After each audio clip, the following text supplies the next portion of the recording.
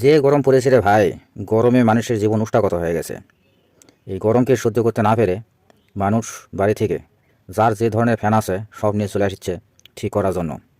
কেউ নিয়ে এসেছে টেবিল ফ্যান, কেউ খাঁচা ফ্যান, কেউ সিলিং ফ্যান, যার যেখানে যেরকম ফ্যান আছে সব ঠিক করার জন্য নিয়ে চলে আসছে। কারণ গরম থেকে তো ব্যস্ত হবে, বাতাস না খালে যে গরম, মানুষ জীবন হারাতে বসেছে।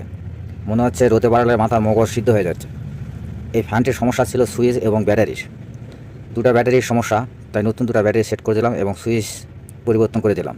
মাঝখানে কিছু ভিডিও কাটা পড়ে গেছে, তাই পরিবর্তনটা দেখাতে পারলাম না, শুধু দেখালাম নতুন ব্যাটারি। এটা সানকা ফ্যান, খুব সুন্দর ফ্যান।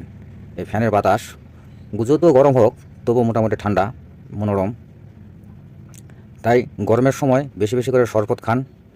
যতই গরম হোক না কেন, ঠান্ডা জাতীয় জিনিস বেশি করে খাবেন না, কারণ এতে সর্দি গরমি হবে, শরীরের আরও সমস্যা হবে। এই কারণে শরবত জাতীয় জিনিস খান।